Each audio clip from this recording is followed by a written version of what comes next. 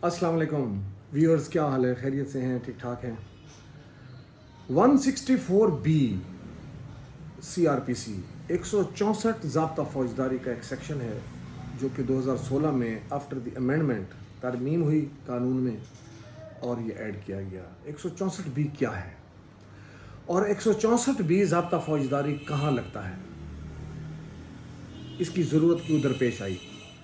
हमारे मुल्क में बदनसीबी से, बदकिस्मती से फॉल्स प्रोसिक्यूशन का, झूठे FIR कराने का बहुत ज़्यादा रुझान है।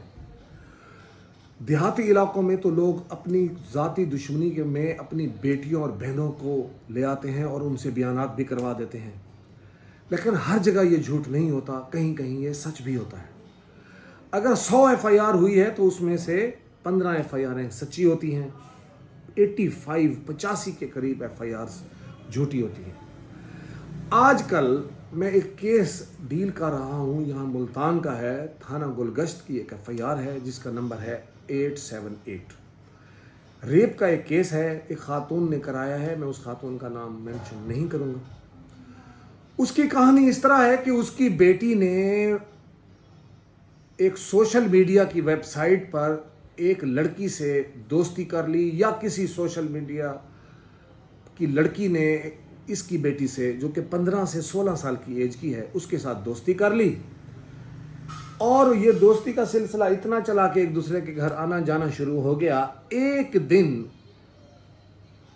लड़की जो है, जो कॉल गर्ल है, जिसके ऊपर इल्ज़ाम है कि ये कॉल गर्ल है और मासूम लड़कियों को फंसाती है, वो इस FIR की मुद्दइया की बेटी को फ़ोन करके अपने घर बुलाती है और कहती है मैंने अपने किसी दोस्त के घर तीमारदारी के लिए जाना है।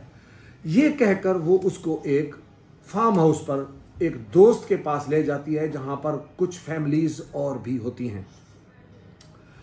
बकौल इल्ज़ामात के वहां पर उस लड़की को कोई मशरूब पिलाया जाता है जिसमें नशा होता है, और ये भी कहानी में है, FIR की कहानी में, कि उस लड़की को नशा आता है। फिर वहां पर मौजूद कोई शख्स उस लड़की से रेप करने की कोशिश करता है, लेकिन वो लड़की भागकर एक कमरे में, उस फार्म हाउस के एक कमरे में जाके जान बचाती है।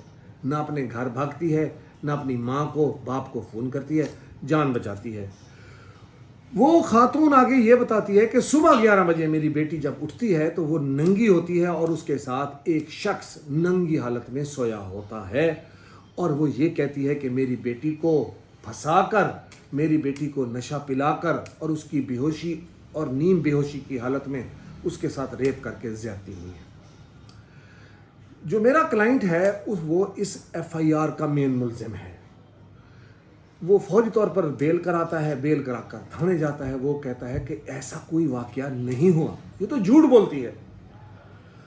एक और बात, उस FIR में एक 15 की कॉल का जिक्र भी है, और एक और बात कि ये FIR वक़ुआ होने के, उसकी बेटी के घर आने के 4 दिन के बाद होती है।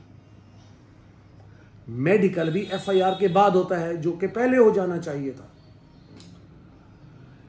तो पहले दिन से जब एक वकील के पास, मतलब है मेरे पास, जब मेरा क्लाइंट आया है, मैंने कहा भाई मुझे पहले ये बताओ कि आप का, मैं वकील तो इंगेज हो जाऊंगा, मुझे ये बताओ कि आप इसमें DNA, डिऑक्सी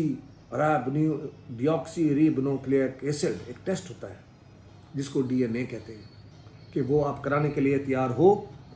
उसने कहा जी बिल्कुल मैं तैयार हूँ, मेरी 7 बहनें हैं, मैं उनकी भी इज्जत की कसम खाता हूँ कि ऐसा कुछ नहीं हुआ, ये झूठ बोलती है, मैं बहुत इज्जतदार शहरी हूँ, मैं करोड़ों रुपए का तो टैक्स पे करता हूँ, बिजनेसमैन, ये ग्रुप है मुझे ब्लैकमेल कर रहा है। जब वो ये बात करता है तो मैं उस केस में इंगेज हो जाता हूँ। ये केस इस वक्त अदालतों में चल रहा है।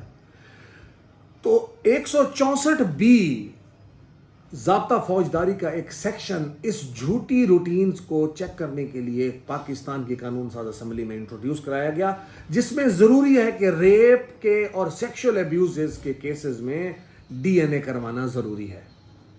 आज मैंने अदालत में भी यही इस्तदा की कि सर अगर ये सच्ची है तो ये DNA क्यों नहीं करवाती, ये छुपन छुपाई का खेल कब तक खेलेगी?